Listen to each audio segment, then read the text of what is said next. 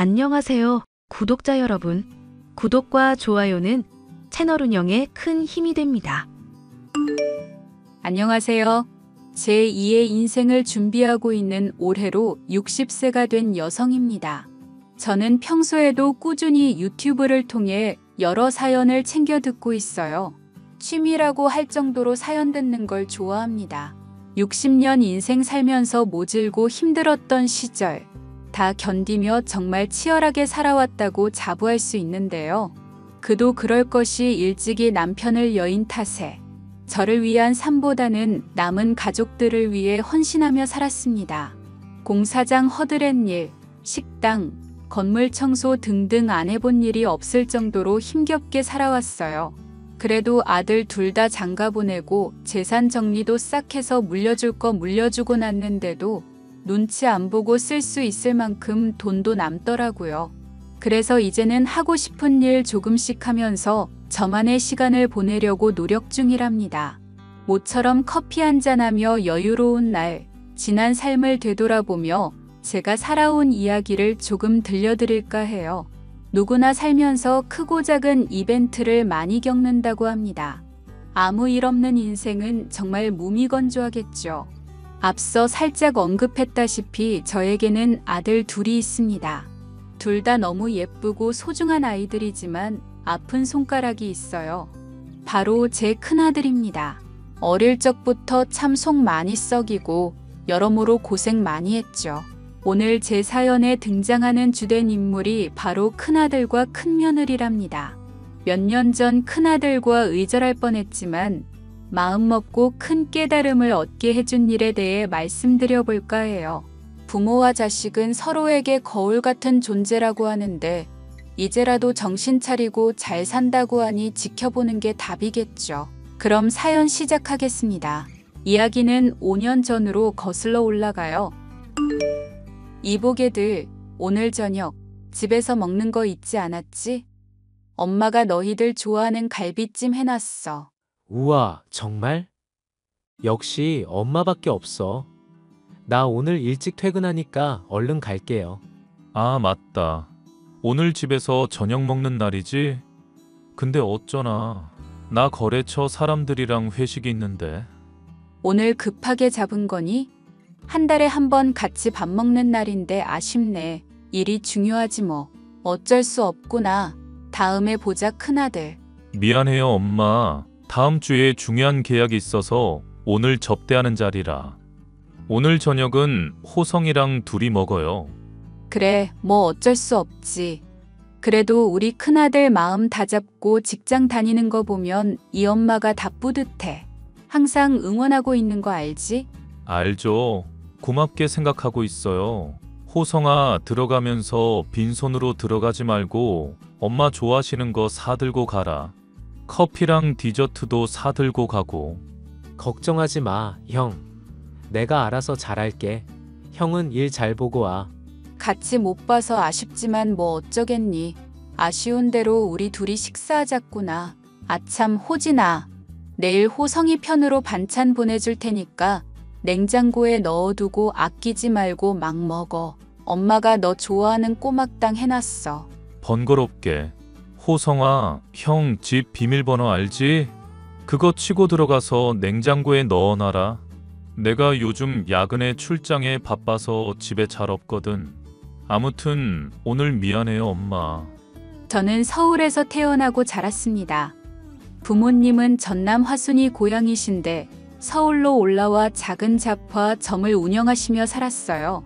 지금은 많이 사라졌지만 시장에 한두 개쯤은 있던 정말 여러 가지를 모아놓고 파는 그런 가게요. 장사를 하셨음에도 불구하고 형편이 좋지 않았고 부모님을 포함한 저희 사남매는 간신히 끼니만 해결할 정도였습니다. 저도 꿈 많고 하고 싶은 것 많던 평범한 소녀였지만 가정 형편과 남은 동생들을 생각하면서 꿈을 잠시 접어둘 수밖에 없었답니다. 아버지가 돌아가시고 엄마마저 몸져 누우시자 더욱 극에 달했죠. 그런 와중에 공장에서 일하다 거래처 직원이었던 남편과 인연이 닿았고 23 꽃다운 나이에 결혼했습니다. 시댁도 형편이 좋은 건 아니었지만 그래도 남들 눈치 안 보고 살 수 있는 정도였고 좋은 사람인 것 같아 제가 의지를 많이 했어요. 그렇게 결혼하고 얼마 되지 않은 시점에 연년생으로 아들 둘 낳고 지내다 남편이 사고로 세상을 떠났습니다. 그 시절 남편 잡아먹는 년이라는 모진 소리를 견뎠고 큰애가 3살, 둘째가 2살이던 해 아이들을 데리고 집을 나왔어요. 친정집에 돌아갈까 수십 번도 고민했지만 못난 모습을 보여주기 싫었고 남편의 사망보험금으로 받은 1,000만 원으로 살 집을 마련해 겨우 몸을 럨 수 있었습니다. 어떻게든 살아가야 했기에 아이들을 보육시설에 맡기고 미친 듯이 일만 했어요. 그렇게 10년을 꼬박 일하니 남들 눈치 안 보고 아이들 하고 싶은 거 시켜줄 수 있을 만큼의 여유 자금이 생기더군요. 마음 편히 눈치 안 보고 살 수 있는 방 3칸짜리 작은 빌라를 구매했고 그것을 전원주택까지 참 많은 발전을 했습니다. 아무튼 그렇게 힘든 세월 보내고 지금에 이르렀는데 제가 바라는 게 있다면 아이들이 좋은 가정 꾸려 행복하게 사는 거였죠. 엄마, 아주 바빠요? 아니다. 오늘 일 봐주는 집에 갔다가 점심 지나면 바로 나올 거야. 무슨 일 있니? 다름 아니라 저 결혼하고 싶은 여자가 생겼어요. 어머, 우리 큰아들 연애하니? 만난 지는 좀 됐고요. 사실 같은 회사에서 일하는 직원인데 업무적으로 자주 마주치다 보니. 근데 정말 죄송해요. 뭐가 죄송하니? 우리 아들이 장가 간다는데 이 엄마는 더할 나위 없이 기쁘구먼. 그게 사실은 이 사람이 임신했거든요. 벌써 임신 2개월이고. 뭐? 아이 생긴 게 잘못은 아니지만 그 아가씨는 지금 어쩌고 있어? 몸은 괜찮다니? 엄만 제가 사고 쳤는데 아무렇지도 않아요? 당연히 놀라고 당황스럽지. 그런데 아이를 가진 게 욕먹을 일은 아니잖니? 내가 너희들한테 화내고 그러면 태어날 아이한테도 죄 짓는 거다. 둘이 사랑해서 생긴 아이인데 내가 뭐라 해. 엄마, 정말 죄송해요. 면목이 없어요. 그렇게 말하지 마. 그럼 아가씨 조만간 집으로 데려올래? 배 나오기 전에 결혼하든 애 낳고 결혼을 하든 이야기를 해야 할 것 같은데? 안 그래도 지난주 저 일한다고 했을 때 그때 인사드리고 왔어요. 최대한 빨리 결혼하라고 하셨는데 엄마한테 어떻게 이야기할지 고민하다가 이제야 말씀드려요. 아무렴 어떠니? 최대한 맞춰서 해줄 테니 일단 데리고 와. 좋아하는 음식 뭔지 물어보고 다른 건 못 해줘도 따뜻한 밥 한 끼는 챙겨줘야지. 알았어요, 엄마. 조만간 일정 조율해서 한번 찾아뵐게요. 그렇게 평범한 나날을 보내던 와중 큰아들이 갑작스레 임신 소식을 전했습니다. 하루라도 빨리 제대로 된 가정을 꾸리길 원했던 저는 뜻밖의 소식에 잠시 당황하긴 했지만 내심 기쁘더군요. 큰아들이 어려서부터 워낙 사고를 많이 쳤던 터라 조금 더 안정된 삶을 살았으면 하는 바람이 있었거든요. 며느리는 정말 단아하고 예쁘장하게 생겼더군요. 목소리도 나긋나긋하고 똑 부러지는 성격이 마음에 들었습니다. 사돈댁과 상견례도 하고 본격적인 결혼 준비를 시작했어요. 배 나오기 전에 결혼식을 올려야 한다며 정말 정신없이 이것저것 준비하기 시작했습니다. 두 사람 다 직장이 김포여서 그 근처에 신혼집을 구해주기로 했어요. 나름 제일 좋다는 곳으로 구해주었습니다. 아이까지 생겼으니 정신 차리고 생활하겠지. 넉넉하게 여유자금까지 챙겨주며 행복하게 살길 빌었죠. 그렇게 주변의 많은 축하를 받으며 큰아들이 결혼했고 집안이 화목해지는 듯 했습니다. 배가 점점 불러오자 며느리는 회사를 그만두었고 아들이 외벌이를 시작했어요. 혹여나 먹고 싶은 건 없는지 입덧이 심한 건 아닌지 어디가 불편한 건 없는지 살들이 살펴주었습니다. 딸 하나 더 생겼다고 생각하고 최선을 다해 챙겨주기로 했죠. 예, 새아가 몸은 좀 어떠니? 지난번에 검진 다녀오고 나서 걱정을 좀 하는 것 같던데. 아, 어머니, 안 그래도 연락드리려고 했어요. 제가 빈혈 수치가 좀 높아서 철분제랑 영양제 맞고 하니 괜찮아졌어요. 아들이라 그런지 고기가 그렇게 당겨요. 근데 먹는 것만큼 몸이 회복이 잘 안 돼서 그게 좀 걱정인 거죠. 그래? 그럼 내가 이번에 세아가 좋아하는 갈비찜에서 보내마. 그리고 사골을 푹 고운 게 있거든? 그것도 같이 보낼 테니 챙겨 먹어. 반찬도 몇 개 챙길 테니까. 알겠지? 어머니, 매번 이렇게 신세 만져서 어떻게 해요? 신혼집 해주신 것도 그렇고 이번에 차 사주신 것도 그렇고 제가 너무 받기만 하는걸요. 그런 말 말아라. 이게 다 잘 살자고 하는 거야. 여유가 있으니 그만큼 해주는 거고. 내가 어려서 고생한 게 있어서 그런지 자식들만큼은 편하게 살게 해주고 싶구나. 그나저나 더 먹고 싶은 건 없어? 매번 보내주시는 것도 남아요. 잘 챙겨주셔서 감사합니다. 그런데 어머니, 저랑 조만간 데이트 안 하실래요? 데이트? 몸도 무거운 애가 괜찮겠니? 돌아다니면 안 되는 거 아니야? 아기용품도 사야 하고요. 겸사겸사 어머니랑 데이트도 좀 하려고요. 아기용품이 한두 푼이 아니라 어머니 찬스 좀 쓸까 했죠. 하하. 아휴, 뭐 그런 거 가지고 언제든 필요한 게 있으면 말만 해. 이 엄마가 다 해줄게. 괜히 너 몸 불편할 수 있으니까 돈 보내마. 에이, 어머니 안 그러셔도 되는데. 얼굴은 명절이나 같이 식사할 때만 보면 되는 거지 뭐. 굳이 몸도 무거운데 돌아다닐 필요 없다. 방금 계좌로 2천만 원 보냈다. 요즘 조리원 비용도 무시 못한다며? 그걸로 눈치 보지 말고 사고 싶은 거 사고 그래. 어머니, 정말 감사합니다. 제가 앞으로 잘할게요. 새 가족이 생긴다는 설렘과 태어날 아이를 기다리는 기쁨은 말로 표현을 못하겠더라고요. 그저 며느리가 건강히 출산하길 바라며 기도를 드리는 일밖에는 할 수 없었습니다. 금전적으로 여유가 있으니 부족한 거 없이 생활할 수 있게 도와줬어요. 그렇게 몇 개월의 시간이 흘러 며느리가 건강한 아들을 출산했고 집안에 아기 울음소리가 울려 퍼졌습니다. 어휴, 우리 며느리 애 낳느라 고생했다. 감사해요, 어머니. 애 낳는 게 이렇게 힘든 건 줄 몰랐어요. 마취 풀리고 이제야 움직일 수 있네요. 아무렴. 애 낳는 게 보통 일이니? 정말 고생 많았다.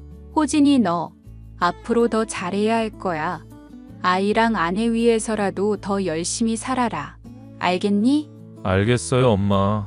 그나저나 코로나 때문에 면회도 안 되고 아이 보러 가는 것도 참 눈치 보이는구나. 나중에 몸조리 끝나고 어느 정도 시간 지나면 보러 갈게. 네, 그러세요. 저희도 조리원에 3주 있을 건데 퇴원하고 오시면 될 것 같아요. 그래. 우리 어여쁜 손주 얼굴 보러 가야지. 세아가 먹고 싶은 거 마음껏 먹고 하고 싶은 거 다 하면서 살아라. 그리고 항상 아이든 너든 건강만 해. 알겠지? 네, 어머니. 염려하지 마세요. 앞으로 제가 더 잘할게요. 신경 써주셔서 감사합니다. 아들과 며느리를 쏙 빼닮은 손주가 태어나니 그렇게 기쁠 수가 없었습니다. 코로나가 한참 기승을 부릴 때라 면회를 가보기는커녕 매일 큰아들이 보내주는 사진으로 아이를 겨우 만나볼 수 있었죠. 당장이라도 달려가 품에 안아보고 싶었지만 코로나 시국인지라 꾹 참았습니다. 그렇게 2달 정도의 시간이 흘렀고 갑자기 일복이 터졌는지 건물 청소 계약이 줄줄이 성사되면서 바쁜 나날을 보내게 되었습니다. 어느 정도 은퇴 준비를 하려 했는데 막바지에 여유 자금을 벌게 해주려나 싶어 열심히 일에 매진했죠. 1푼 2푼 모아 손주 녀석 장난감이라도 더 사주려고 기쁘게 일했네요. 일이 워낙 바빠진 탓에 손주 녀석이 태어난 지 100일쯤 처음 만나게 됐어요. 아들과 며느리가 좋아하는 반찬, 아이 내복을 비롯한 이것저것 용품을 전해주기도 할 겸 큰아들이 사는 곳에 갔습니다. 그런데 말입니다. 오랜만에 만난 며느리는 분위기가 조금 바뀐 듯 했습니다. 육아하느라 고생해서 힘들어서 그런가 푸석푸석해진 머리카락에 초췌한 모습이 참 마음 아프더군요. 그런데 딸이라고 생각했던 큰 며느리가 아이를 낳고 갑자기 태도가 변하기 시작했습니다. 형수님, 저희 왔어요. 주영이 보느라 아주 힘드시죠? 어머님, 도련님 오셨어요? 주영이 이제 막 우유 먹고 잠들어서 조금만 조용히 해주세요. 우리가 때를 못 맞췄구나. 그래, 주영이 먹는 거나 자는 건 이상 없고? 너무 잘 먹어서 문제죠, 흐흐흐. 그나저나 오시느라 고생 많으셨어요. 주영이가 자버려서 안아보지도 못하고. 아무렴 어떠냐. 앞으로 살면서 자주 보면 되는 거지. 그나저나 세아가 너 얼굴이 많이 상했구나. 보약이라도 지어 드셔야 하는 거 아니에요? 형수님 가뜩이나 혼자 육아한다고 지치셨는데 이참에 보약 지어 드세요.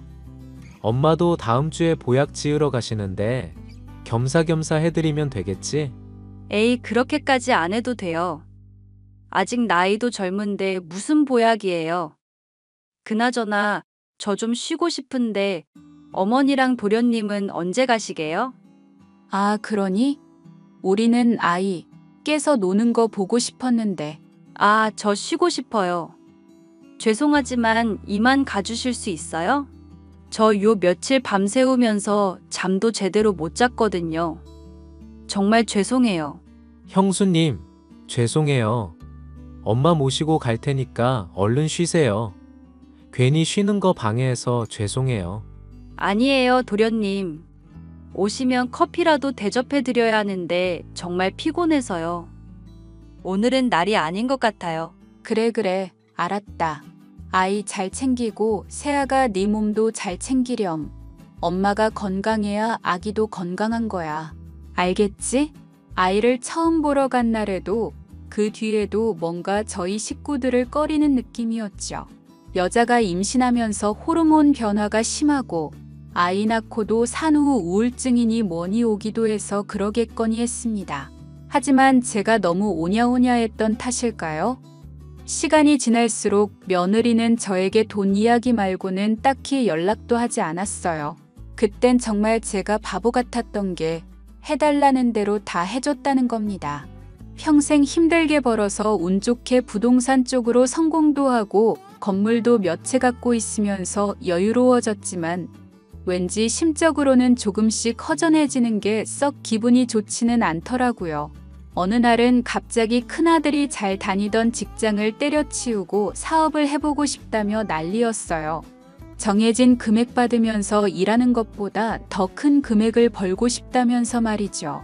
태어난 지 100일 된 손주와 잘 살아보겠다고 발버둥 치는데 감히 거절도 못하겠고 말이죠. 엄마, 드릴 말씀 있어요. 저 사실 직장 그만뒀거든요. 아니, 멀쩡히 잘 다니던 직장을 왜 그만둬? 너 회사에서 무슨 일 있었니? 주영이도 태어난 마당에 바짝 벌어야지. 왜 갑자기 그만둔 거야?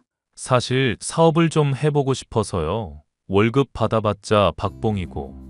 제가 할 수 있는 일이 뭐가 있을까 생각해봤는데 이 사람도 그렇고 카페를 해보면 어떨지 싶어요. 카페. 그거 아무나 하는 거 아니지 않니? 사업이라는 게 말이다. 늘 조심해야 하는 거야. 뭐든 위험성이 따르길 마련이고. 어머니, 저희 못 믿으세요? 주영이까지 태어난 마당에 저희도 어떻게든 잘 살아보려고 하는 거예요. 카페 사업을 하려고 하는 이유는 사람들이 밥은 잘 안 사 먹어도 커피는 사 마시잖아요. 그리고 제가 디저트를 좀 잘 만들어서요. 많이 생각해보고 결정한 거니? 사업하면 돈이 한두 푼 들어가는 것도 아니고 여유자금도 있어야 한다. 최악의 상황을 대비해야지. 엄마, 저 그렇게 못 믿어요? 사고만 치던 옛날에 그 윤호진 아니라고요. 널 못 믿는다는 게 아니라 요즘 코로나 때문에 시국인지라 자영업하는 사람들이 다 힘들다고 해서 하는 말이다. 지금 시기에 카페 차려봤자 중간 이윤이 얼마나 나올지도 모르는 일이고 너희들이 갓난아이 데리고 잘하려나 걱정되어서 그러지. 아이는 조금 일찍 어린이집 보내거나 베이비시터 부르면 되는 일이죠. 아무튼 저희 이번에 사업하고 싶으니까 죄송하지만 좀 보태주세요. 저희가 잘 되면 어머니도 좋은 거 아니에요? 고민하실 것도 없다고 봐요. 그러니 단도직입적으로 물으마. 얼마 보태주면 되겠니? 더도 말고 딱 5억만 해주세요. 나머진 저희가 대출을 받던지 알아서 할게요. 그렇게 큰아들 내외는 카페 사업을 한다며 이리저리 발벗고 다니기 시작했습니다. 한 달 정도 지켜봤는데 자리도 못 얻고 갈팡질팡하는 모습이 안쓰러워서 제 명의로 된 건물 1층에 세를 주기로 했어요. 사실 자식들은 제가 건물 여러 채 가졌는지 잘 모릅니다. 그냥 여윳돈만 좀 있는 줄 알거든요. 자주 거래하던 부동산 사장님과 입을 맞추고 다른 사람이 싼 값에 임대하는 것처럼 하고 큰아들 내외에게 1층 상가를 내주었습니다. 인테리어 공사도 하고 차근차근 진행되는 게 이대로만 하면 성공할 것 같더군요. 솔직히 제 건물 자리도 좋은 곳이라 장사가 잘 되는 곳으로 소문나고 있었거든요. 그렇게 큰아들 내외는 카페를 오픈했고 아이는 태어난 지 6개월 만에 어린이집에 다니게 되었습니다. 아, 그런데 말이죠. 어린이집에 다니니 자꾸 감기 걸려오고 병원도 자주 다니는 게 불안하더라고요. 마음 같아서는 제가 아이를 봐줄까도 싶었지만 본인들이 자처한 상황이니 나서지도 못하고 지켜봐야 했습니다. 답답하기도 하고 잘 해낼 수 있을까 싶은 불안감도 없지 않아 있었죠. 그러다 얼마 뒤 큰 며느리와 제가 갈등을 빚게 되는 사건이 발생합니다. 큰아들 내외가 카페 운영을 하고 나서부터 아무래도 사업에 집중하다 보니 아이가 뒷전이더라고요. 안 사돈이 아이를 가끔 봐주기도 했지만 교통사고를 당해 컨디션이 난조하다는 이유로 못 봐주겠다고 하더라고요. 큰아들은 저한테라도 맡기자는 주의였지만 왠지 며느리는 그건 절대 안 될 일이라며 선을 딱 그었습니다. 결국 아이는 어린이집에 맡겨졌고 갑자기 열이 난다는 전화를 받게 되었는데 두 사람이 연락이 안 닿으니 비상 연락망에 있던 제 연락처로 선생님이 전화했더라고요. 저는 급한 마음에 하던 일을 멈추고 아이를 데리러 갔고 동네 소아청소년과 진료를 본 뒤 집으로 데리고 왔습니다. 호진아, 주영이 내가 데리고 있다. 어린이집에서 너희한테 계속 연락했는데 연락이 닿질 않아서 나한테 전화한 모양이야.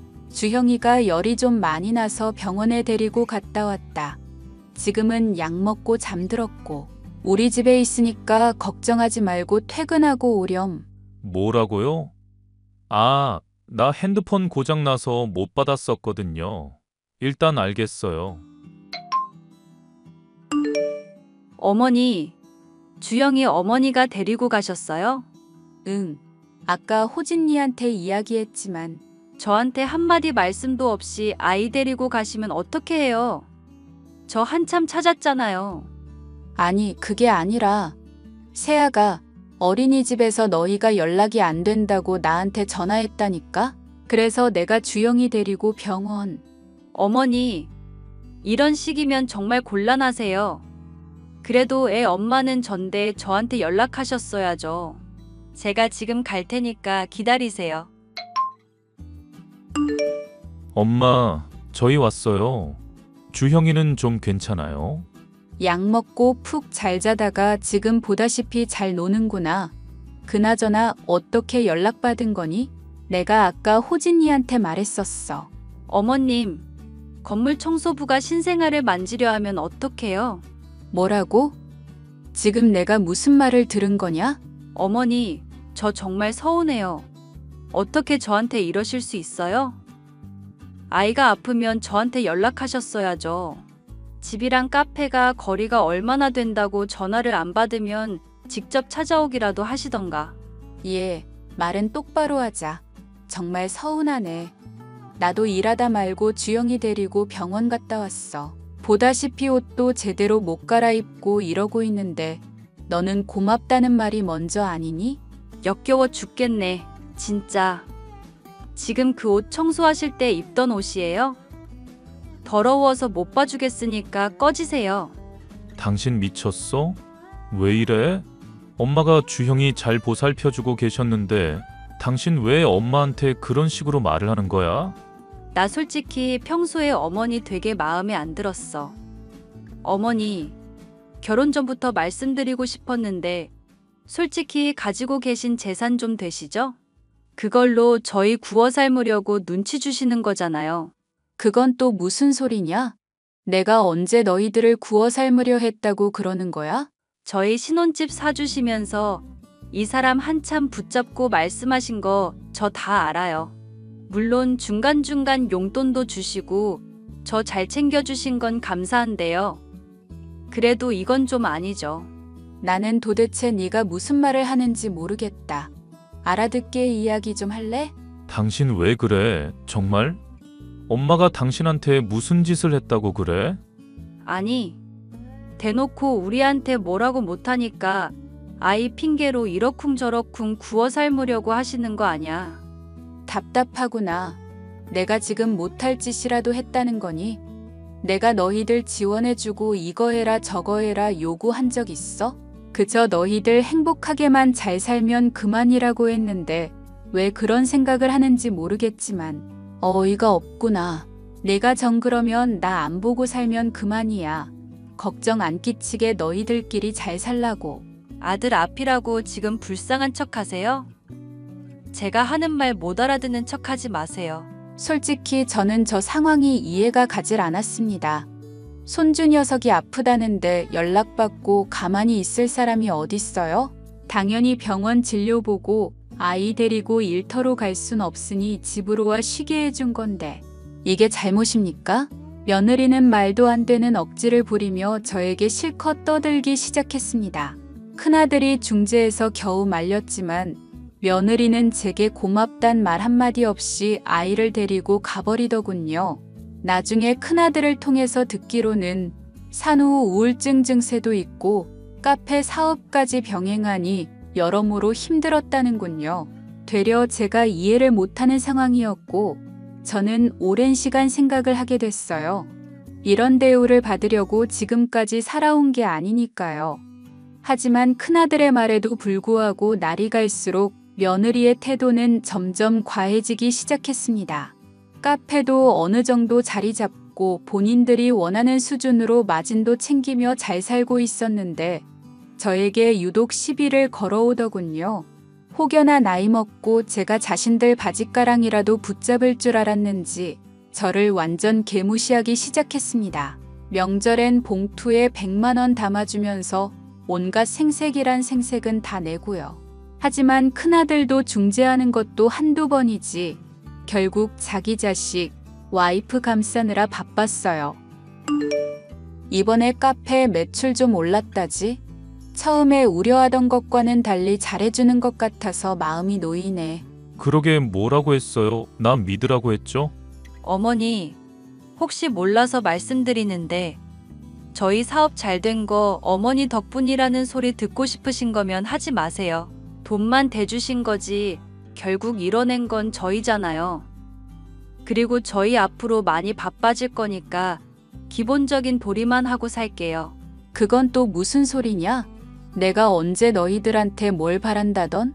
안 그런 척 하지 마세요. 어머니도 결국 돈 가지고 자식들 쥐락펴락 하실 거면서 지금도 계속 이런 거 물어보시는 이유가 대충 금전적인 거 파악해서 받아내시려는 거 아니에요? 예, 너는 저번부터 왜 이렇게 날이 서 있니? 내가 너희들한테 돈 받을 생각이면 진작부터 받았지. 아, 그러세요? 그럼 카페 좀 찾아오지 마세요. 이왕 오실 거면 좀 꾸미고 오시던가요. 내일 일 끝나고 그 복장으로 오시면 카페 이미지도 흐려지고. 저희가 뭐가 돼요? 내 차림이 뭐가 어때서 그러냐? 남들이랑 똑같구먼. 내가 더러운 옷 입고 다니는 것도 아니고 너는 내가 건물 청소하는 일이 그렇게 보기 싫으니? 내가 너한테 뭐 구정물이라도 묻혀? 말을 왜 그렇게 하는 거냐? 아, 두 사람 왜 큰 소리야? 또 별것도 아닌 거로 왜 그래? 아니, 이참에 말 좀 해보거라. 너희들한테 뭘 그렇게 잘못했니? 내가 이것저것 따지는 사람이었으면 너희 애초에 결혼부터 안 시켰어. 신혼집이고 카페고 뭐고 아무것도 안 해줬다고. 근데 다른 거 안 바라고 너희들 행복하게 사는 거 그거 하나만 바랬다. 요즘 사정은 어떤지 좀 나아진 건지 물어보는 게 그게 그렇게 못할 짓이니? 솔직히 종종 일 끝나고 우리 집에 오셔서 주영이 보고 가시잖아요. 보모 이모님이 그러시는데 일 끝나고 안 씻고 오시죠? 그 손으로 우리 주영이 만지고. 그러니 애가 골골대죠. 뭐? 너 지금 주영이 아픈 게 다 내 탓이라는 거니? 그럼 어머니 탓이 아니고 누구 탓인데요? 우리 집안에서 더러운 사람이 어머니밖에 더 있어요? 더 이상 꼴도 보기 싫으니까 당장 나가세요. 돈으로 생색내실 거면 진작에 내셨어야지. 카페 이미지 떨어지니까 당장 나가세요. 미친, 그 말 후회하게 해줄게. 뭐 어쩔 건데? 어쩔 건데요? 너희 카페 차린 이 건물 내 거다. 주변에 비해서 유독 세가 싸다고 생각 안 들었니? 이제 막 시작하려는 너희한테서 돈 받기 애매해서 그냥 줄까도 생각하다가 법이 안 된다고 해서 정말 최소한의 금액으로 세받은 거다. 그리고 너희들한테 받은 그 월세 다 모아두고 있었고 마침 너희 확장한다고 이야기하는 것 같아서 그 모아둔 돈 보태주려고 왔더니 기껏 하는 소리가 뭐? 나가라고? 엄마, 이 건물이 엄마 거라고. 참나, 거짓말하지 마세요. 자존심도 어디서 그런 자존심을. 증거 있어요? 어차피 내 말은 안 믿을 거니 이 앞에 행복 부동산 사장님 찾아가서 물어봐라. 그 사람한테 내 이름만 대도 알 거다. 너희가 날 이렇게 원하지 않으니 다시는 찾아오지 않으마. 대신 너희들도 더 이상 나한테 바라지도 말고 찾아오지도 마. 너희들끼리 알아서 살라 이 말이다. 엄마. 당신은 가만히 있어. 어머니, 저거 괜히 붙잡아달라고 허세 부리시는 거야. 저는 기가 막힌 상황에 그 자리를 박차고 나와버렸습니다. 그리고 다음날 월세를 기존보다 300만 원 더 올려받을 거라며 통보했고 대신 내주던 공과금 알아서 내라고 손 놔버렸어요. 아무것도 믿지 않던 큰아들 내외는 제 말대로 부동산을 찾아가 저에 대해 한참을 물어봤다 합니다. 그렇게 제가 건물 부자인 걸 알게 되었고 그때야 땅을 치며 후회하는지 매일 절 찾아오더라고요. 몇 번이고 찾아와서는 잘못했다고 비는데 정말 꼴 보기 싫더라고요. 나중에는 아이까지 데리고 와서 제 마음을 어떻게든 돌리려고 애쓰는데 꼴이 참 가관이더군요. 저는 그날 이후로 큰아들 내외와 연락을 하지 않고 지내고 있습니다. 본인들이 알아서 먹고 살 능력되고 어차피 돈 지원해 준 건 없는 셈치고 그렇게 살려고요. 솔직히 가진 재산 나중에 처분할 생각하면 누구에게 얼마큼 물려줘야 할지 고민이 좀 되지만 적당히 분배해서 나눠줘야겠죠. 그리고 일부 금액은 어려운 사람들을 위해 복지시설에 기부도 할 생각입니다. 물론 큰아들 내외에게 마음 같아서는 단 한 푼도 물려주기 싫지만 그래도 자식인데 어쩌겠어요. 다만 정말 제대로 정신을 차리고 반성하는 모습을 보이면 그때 물려줄 겁니다. 그 두 사람이 반성하지 않으면 나중에 손주 녀석한테 물려주면 될 일이니까요. 제가 처음부터 너무 오냐오냐했던 탓이었고 그저 잘 살겠거니 안일하게 생각했던 그 태도가 문제였던 것 같아요. 그렇게 5년이라는 시간이 흘렀고 저는 제 할 일 하며 즐겁게 인생을 살려고 노력하고 있습니다. 제가 연락을 안 받으니 큰아들이 작은아들을 통해서 이것저것 챙겨 보내기도 하고 안부를 묻기도 하고 그래요. 손주 녀석도 유치원에 입학하고 말도 어찌나 잘하고 똘똘한지 몰라요. 아마 조만간 다 불러서 진지하게 한번 이야기하고 풀지 않을까 싶네요. 제 사연은 여기까지고요. 지금까지 구구절절 긴 사연 들어주셔서 감사합니다. 끝이 사이다가 아니라서 죄송하지만 제 나름대로 자식 교육했다고 생각해요. 5년 동안 아무 지원 없이 본인들 노력으로 모든 걸 다 해결하며 살았으니 얼마나 중요한지도 알았겠죠. 그럼 전 이만 물러가겠습니다.